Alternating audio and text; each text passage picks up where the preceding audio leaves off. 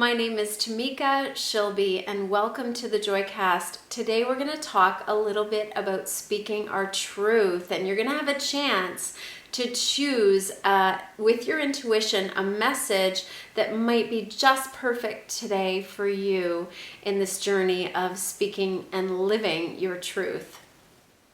But before we do that, I just want to say that this idea is so big right now in the self-development community, speaking our truth. And it's something that we can be told, oh, you've got to speak your truth, or you've got to live true, or be vulnerable, or be authentic. But it's a very big practice, and I would suggest that it's a lifelong practice. It's not just something that we just decide to do one day. We've got to be very kind to ourselves on this journey of living true. So why is that it can be so hard? It seems like such a simple thing. Speak your truth, be honest. We all heard about this when we were kids. But the thing is that we've all grown up in this media culture, at least in North America. We grew up with an influence of big business, which big business isn't bad if it's honest. So this idea of selling stuff and not being totally honest, they've been selling to us forever, we get kind of complacent. We internalize also this level of falsity, and it almost becomes normal. And there are also those historical and cultural and also familial, perhaps, experiences that make it harder to always be honest.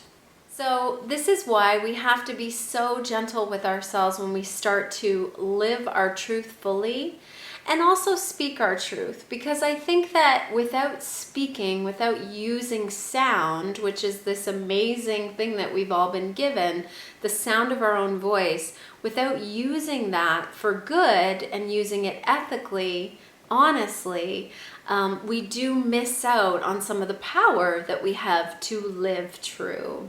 Today we're going to focus on one message for you because this idea of speaking our truth is so huge.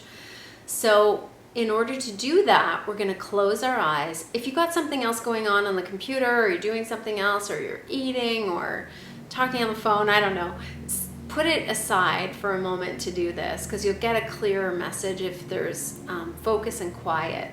So close your eyes for a moment. And when I say these three letters, does one of them kind of ping you in a stronger way, or does it speak to you louder than the others? Take a breath into your body first. Is it T, is it W, or is it F? Perfect. Okay. So if you chose T, your word is twinship. This is one of the things that happens to us when we have relationships with others. We usually come together because we have common values or goals or interests. But what can sometimes happen in any relationship, it could be with a child, with a parent, with a partner, with a best friend, what can happen is that we want the other person to be like us, to be exactly like us. And this is called twinship. It's seeking twinship. And there's nothing wrong with it. In fact, it gets really strong usually in adolescence. Well, sometimes we have carryover from that adolescent time. It doesn't mean that you're immature in any way, but where we want other people to be like us. And sometimes how this affects living our truth is that we want other people to have the same truths as us. Yikes, because truth is personal. It isn't really this objective thing. Truth is very subjective or relative to the person that's experiencing it. Now, on the other hand, someone might be doing this to you. So is there anyone in your life that wants you to believe and be the same as them? And again, there's a certain amount of this that's natural and normal. So it doesn't mean there's anything wrong with you or that person. And I want to say, if you are that person and this is kind of hitting home for you, you are probably incredibly loyal. And when you love someone or care for someone, you do it with your whole heart and soul. So it's not a bad thing. It's just something that we can increase our happiness and the quality of our relationships by letting go of those twinship needs to the best of our ability. If you chose W, your word is work. So is there something going on in your workplace or your work life or your work world where you're not completely being yourself, or you're not completely being honest? Now, of course, we're different with our families than we are at work. Most people are, in fact. You don't have to go into work and tell everyone all of your most private secrets. It's not like that. But is there something that means a lot to you that doesn't feel right, or something that you've been hiding that you really want to share with the world? And if you chose W, it's probably something that's going on for you in work.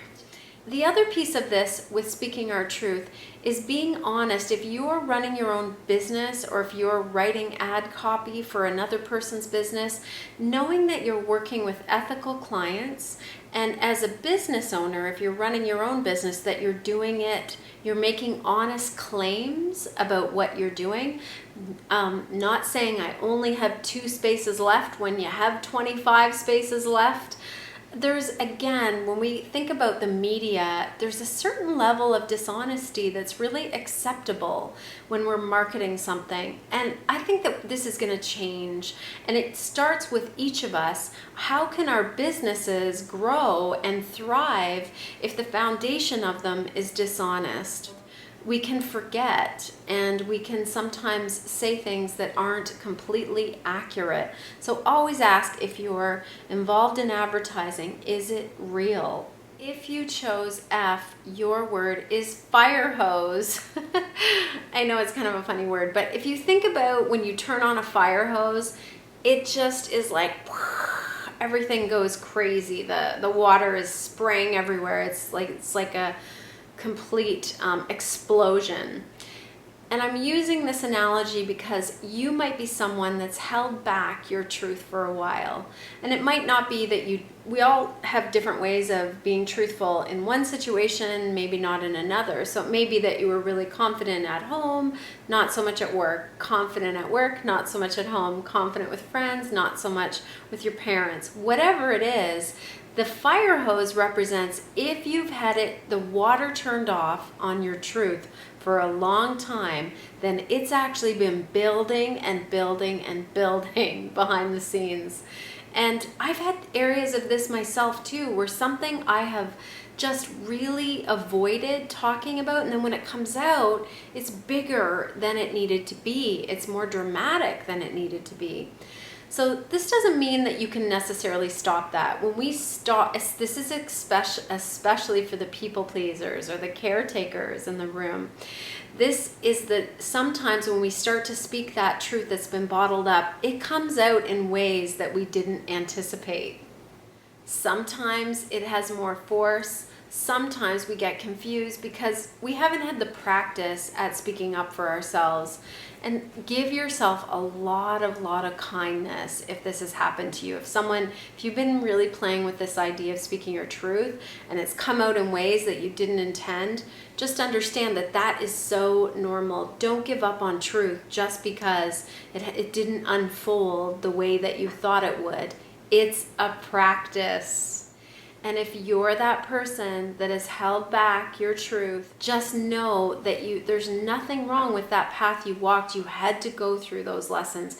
It's not a bad thing, and it wasn't a waste of time. Those lessons and that experience of learning all of that has brought you to where you are, and you wouldn't want to change who you are because you're amazing.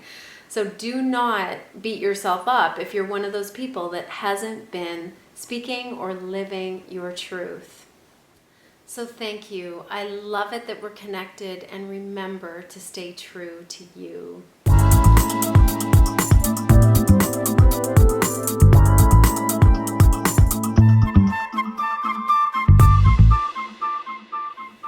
So if you liked this video and it worked for you, feel free to share it with your friends, and I'd love to hear from you in the comments below. Let's stay in touch.